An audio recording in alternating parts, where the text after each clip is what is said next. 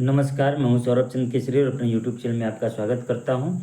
आज हम लोग करने वाले हैं परमाणु संरचना चैप्टर का टॉपिक है परमाणु और उसकी मूल घटक, उसका एमसीक्यू। इसी एमसीक्यू के सहारे हम लोग थियोरी को भी कंप्लीट करते चल रहे हैं। ठीक है, सभी प्रश्न हम लोग प्रीवियस ईयर के कर रहे हैं। पहला प्रश्न है हमारा कि सामान्यतया परमाणु के नाभिक में होते हैं। तो याद रखिएगा, परमाणु के नाभिक में दो चीज़ होता है जिसका नाम है प्रोटॉन और न्यूट्रॉन। ठीक है, अगर ये एक परमाणु है और ये परमाणु का नाभिक है तो इस नाभिक में प्रोटॉन जो कि पॉजिटिवली चार्ज होता है और न्यूट्रॉन होता है जो कि न्यूट्रल होता है। ठीक है, इन दोनों को एक साथ मिल करके न्यूक्लियॉन बोलते हैं। इनको क्या बोलते हैं सामूहिक रूप से? तो आपको याद रखना है न्यूक्लियॉन। ठीक है ना, न्यूक्लियॉन बोलते हैं। क्लियर रहेगा? अगर कभी पूछ दे न्यूट्रॉन और प्रोटॉन को सामूहिक रूप से क्या बोलते हैं तो कहेंगे न्यूक्लियॉन बोलते हैं। ठीक है ना, ये न्यूक्लियॉन शब्द किसने दिया था? मोजले ने। क्लियर रहेगा? प्रोटॉन के खोजकर्ता कौन है? गोल्डस्टीन है। प्रोटॉन को नाम किसने दिया? रदरफोर्ड ने। न्यूट्रॉन के खोजकर्ता कौन है? चैडविक है। ठीक है, इतना एक्सप्लेनेशन काफ़ी है, धीरे धीरे हम लोग बढ़ रहे हैं। ठीक है, तो नाभिक में प्रोटॉन और न्यूट्रॉन पाए जाते हैं तथा कक्षा में नाभिक के चारों ओर इलेक्ट्रॉन पाया जाता है। क्लियर है? परमाणु के 3 मौलिक कण हैं। नेक्स्ट प्रश्न है हमारा, नेक्स्ट प्रश्न है कि विद्युतीय तटस्थ और कमजोर सूक्ष्माणु पर परस्पर प्रभाव है। अच्छा, तटस्थ मतलब न्यूट्रल, उदासीन। क्या होता है? उदासीन। विद्युतीय उदासीन बोल रहा है। तो याद रखिएगा, पॉजिट्रॉन में पॉजिटिव चार्ज होता है, प्रोटॉन में भी पॉजिटिव चार्ज होता है, इलेक्ट्रॉन में माइनस चार्ज होता है, न्यूट्रिनो में जीरो चार्ज होता है। इसका मतलब क्या है? न्यूट्रिनो विद्युतीय तटस्थ एवं कमजोर सूक्ष्माणु पर परस्पर प्रभाव है। याद रखिएगा, न्यूट्रिनो न्यूट्रॉन दोनों अलग अलग हैं। न्यूट्रॉन ये दोनों अलग अलग है। न्यूट्रॉन के खोजकर्ता कौन है? चैडविक। ये इसे n0 से डिनोट करते हैं, ये भी। और ये न्यूट्रिनो के खोजकर्ता कौन है? तो पाउली। उनका नाम आपको याद रखना है, पाउली। क्लियर है? और इसके खोजकर्ता कौन है? चैडविक, बोल चुका हूँ। तो न्यूट्रिनो और न्यूट्रॉन दो ऐसे कण हैं जो उदासीन होते हैं, विद्युत उदासीन। इलेक्ट्रॉन ऋणात्मक होता है, पॉजिट्रॉन और प्रोटॉन क्या होते हैं? Positively charge. याद रखिएगा, परमाणु में 3 ही मौलिक कण होते हैं, परंतु जब हम उस पर रिसर्च करते हैं और रिसर्च के साथ साथ हम जब और गहराई से अध्ययन करते हैं तो उसमें और छोटे छोटे कण दिखाई देते हैं जो कि इलेक्ट्रॉन, प्रोटॉन, न्यूट्रॉन के लगभग मास अर्थात द्रव्यमान के बराबर होता है। मतलब जब हम रेडियो एक्टिव तत्वों का अध्ययन करते हैं, जब रेडियो एक्टिविटी का अध्ययन करते हैं, तब हमें पॉजिट्रॉन, ठीक है ना, मेसॉन, मेसॉन जिसको पाई मेसॉन कहते हैं, न्यूट्रिनो, ठीक है ना, न्यूट्रिनो, पॉजिट्रॉन, मेसॉन, ऐसे कण भी देखने को मिले। क्लियर है? तो इलेक्ट्रॉन और पॉजिट्रॉन दोनों एक दूसरे के एंटी कण हैं। एंटी कण मतलब, एंटी पार्टिकल मतलब प्रतिकण। इन दोनों का, इलेक्ट्रॉन और पॉजिट्रॉन का जो चार्ज है सेम है, इक्वल है, बस एक प्लस है और एक माइनस, इसीलिए इसको एंटी कण कहते हैं। तो याद रखिएगा, इसका आंसर ऑप्शन ए होगा। नेक्स्ट प्रश्न है कि रदरफोर्ड ने अल्फा कण प्रकीर्णन के फलस्वरूप किसकी खोज हुई? तो देखिए, जब इन्होंने अल्फा एक क्या लिया, इन्होंने सोने का चद्दर लिया, ये नाभिक हो गया, ठीक है ना, ये पूरा परमाणु हो गया, और इस पर इन्होंने एक रेडियो एक्टिव तत्व से क्या किया, रेडियो एक्टिविटी से इन्होंने अल्फा कण का बौछार कराया, ठीक है ना, अल्फा कण का बौछार कराया, तो उससे इनको परमाणु नाभिक का पता लगा। ठीक है ना, इन्होंने देखा कि ये जो अल्फा कण हैं सीधा सीधा निकल जा रहे हैं ज़्यादातर जगहों पर, ठीक है ना। लेकिन एक समय ऐसा आया कि इसके नज़दीक से जाने के बाद ये क्या हो गया, अल्फा कण थोड़ा सा विक्षेपित होता है, अपना जो पथ है वो रास्ता बदल देता है और एक समय ऐसा आता है कि टकरा करके 180 डिग्री पर वापस आ जाता है। तब इनको पता चलता है कि परमाणु में, पूरे परमाणु का जो नाभिक है, पूरे परमाणु का द्रव्यमान उसी नाभिक में है, ठीक है ना। तो उस दौरान उन्होंने परमाणु नाभिक खोजा और बताया कि ये पॉजिटिवली चार्ज होता है, ठीक है ना। कभी भी प्रोटॉन मत कहिएगा, क्यों? क्योंकि रदरफोर्ड ने प्रोटॉन की खोज नहीं की, इसकी खोज किसने की? गोल्डस्टीन ने की, ठीक है ना, गोल्डस्टीन, यही हमने बताया है। और जो नाम है उन्होंने, रदरफोर्ड ने इसको प्रोटॉन कहा, ठीक है ना। तो इसका आंसर होगा परमाणु नाभिक। नेक्स्ट प्रश्न है हमारा कि इलेक्ट्रॉन के समतुल्य प्रतिद्रव्य कण। देखिए अभी बताया ना, ये एंटी पार्टिकल पूछ दिया, वो भी किसका? इलेक्ट्रॉन का। अभी इलेक्ट्रॉन का एंटी पार्टिकल हमने क्या बताया? तो आपने कहा पॉजिट्रॉन बताया था, पार्टिकल, ठीक है ना। तो ये पॉजिट्रॉन हो गया, ठीक है, याद रह जाएगा, पिछला ही एक्सप्लेनेशन से आपको याद हो गया होगा। नेक्स्ट प्रश्न है इलेक्ट्रॉन क्या है? तो इलेक्ट्रॉन एक परमाणु का उपकण है जो मूल कण कहलाता है और इस पे माइनस चार्ज होता है। तो माइनस, ये देखिए उदासीन दिया है, धनात्मक दिया है, ऋणात्मक दिया है, शून्य दिया है, तो ऋणात्मक वाला आंसर हो गया।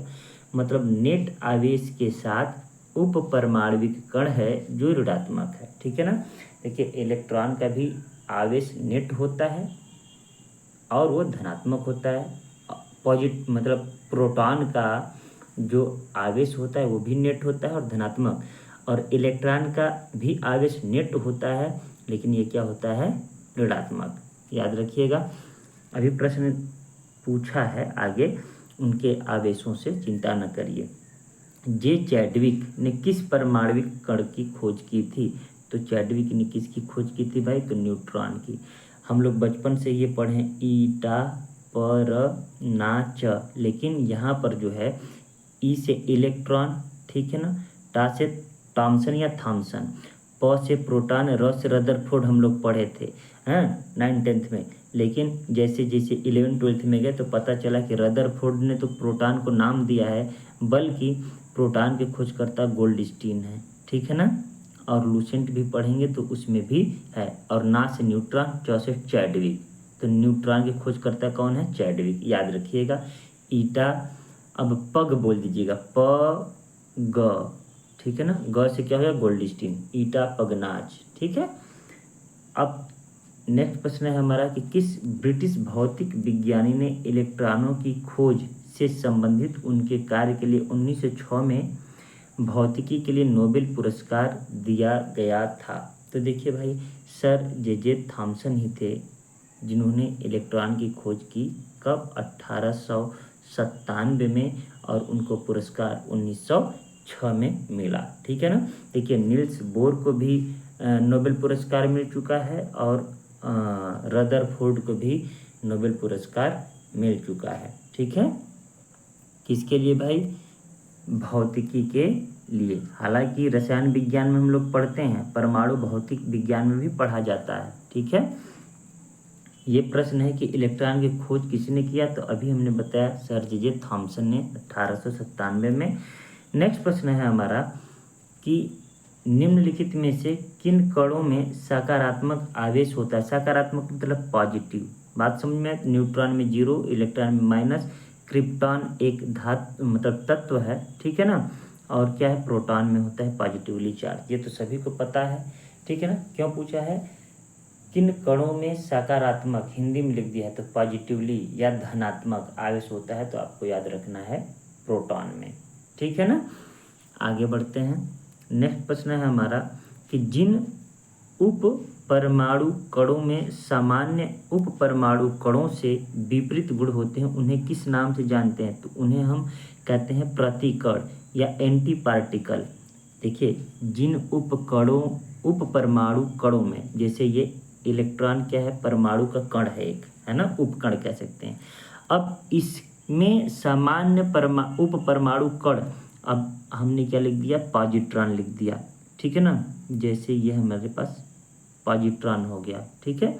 तो ये क्या है, यहाँ पर माइनस है। अब इसी को मैं अगर ऐसे लिख सकता हूँ तो ये इलेक्ट्रॉन हो गया, ये पॉजिट्रॉन हो गया, ये माइनस है और ये प्लस है, दोनों का आवेश सेम है, ये प्लस है ये माइनस है, तो क्या हो गया, एक दूसरे के एंटी हो गए, विपरीत हो गए। बात समझ में आया? तो याद रखिएगा, उनको हम किस नाम से जानते हैं, प्रतिकण या एंटी पार्टिकल या प्रतिद्रव्य कण। क्लियर है? नेक्स्ट प्रश्न की ओर बढ़ते हैं। नेक्स्ट प्रश्न है कि इलेक्ट्रॉन में ऋणात्मक आवेश होता है, आ गया ना प्रश्न, तो 1.6 इंटू 10⁻⁻19 कूलाम, यही दिख रहा है ना, ये इलेक्ट्रॉन का होता है। और जब प्रोटॉन की बात होती है तो यहाँ पर जो -19 आपको दिख रहा है यहाँ पर, तो वो क्या हो जाएगा, पॉजिटिव में हो जाएगा, प्लस में हो जाएगा, बस वो याद रखना है, ठीक है ना। इलेक्ट्रॉन और प्रोटॉन का भी सेम होता है, बस अंतर क्या होता है, एक का माइनस एक का प्लस। नेक्स्ट प्रश्न, न्यूट्रॉन को छोड़कर सभी परमाणुओं में मौजूद है। ये सवाल ऐसे देना चाहिए कि किनको छोड़कर न्यूट्रॉन सभी में मौजूद होता है, तो हाइड्रोजन में न्यूट्रॉन नहीं होता कभी।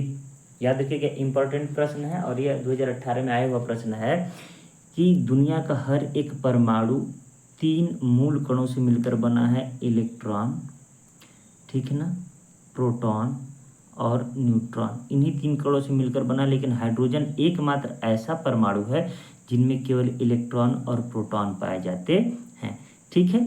हालांकि जैसे ही हम जब हाइड्रोजन के समस्थानिकों की बात जब करते हैं तो उनमें न्यूट्रॉन आ जाते हैं। एक बात और याद रखिएगा, न्यूट्रॉन एक अस्थायी कण होता है। प्रश्न पूछा हुआ है, मैं बता दें कौन सा अस्थायी कण है, तो आपको न्यूट्रॉन जवाब देना है। यहाँ पर आपका हाइड्रोजन आंसर हो जाएगा, ठीक है ना। देखिए, न्यूट्रॉन किसके अलावा सभी परमाणुओं में के नाभिक में मौजूद है, तो हाइड्रोजन के अलावा। क्लियर हो गया ना। हाइड्रोजन में केवल क्या होता है मेरे भाई, तो कहेंगे इलेक्ट्रॉन और प्रोटॉन होता है, ठीक है, याद रखिएगा। क्लियर है? आगे बढ़ता हूँ। नेक्स्ट प्रश्न है हमारा, यहाँ पर आंसर दे दिया है, क्रॉप नहीं हो रहा था।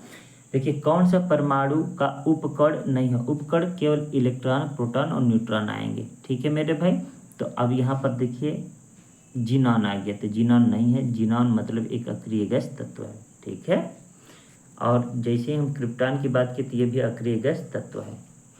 तो उपकण या मूल कण जब कहे तो आपको क्या याद रखना है मेरे भाई, तो आप कहेंगे इलेक्ट्रॉन, प्रोटॉन, न्यूट्रॉन। देखिए, थियरी मैंने नहीं पढ़ाया, कारण क्या है कि हम लोग इसी के सहारे करते चले जाएंगे और आपको समझ में भी आ जाएगा, ठीक है।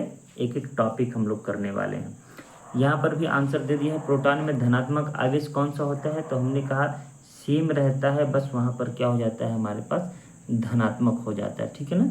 तो 1.6 इंटू 10⁻⁹ ही होता है कूलाम, बस यहाँ पर क्या होता है, पॉजिटिव हो जाता है, ठीक है ना।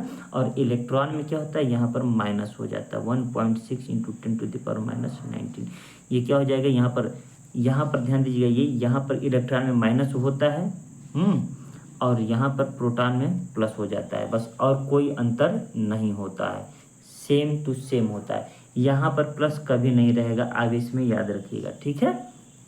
तो इतना दिमाग में आपको रखना है। नेक्स्ट प्रश्न की ओर बढ़ते हैं। नेक्स्ट प्रश्न मतलब इस जो मूल कण से सवाल आए थे इतना ही है, 245 नंबर तक हम लोग कर लिए, लगभग 15-16 क्वेश्चन है। अब इसके बाद में इसके अगले टॉपिक से प्रश्न करेंगे। इस टॉपिक में हम लोग समस्थानिक, समभारिक, सम इलेक्ट्रॉनिक, यहाँ तक कि इलेक्ट्रॉनिक विन्यास सब कुछ पढ़ने वाले हैं। धैर्य बनाए रखिएगा। मिलते हैं नेक्स्ट वीडियो में, तब तक के लिए नमस्कार।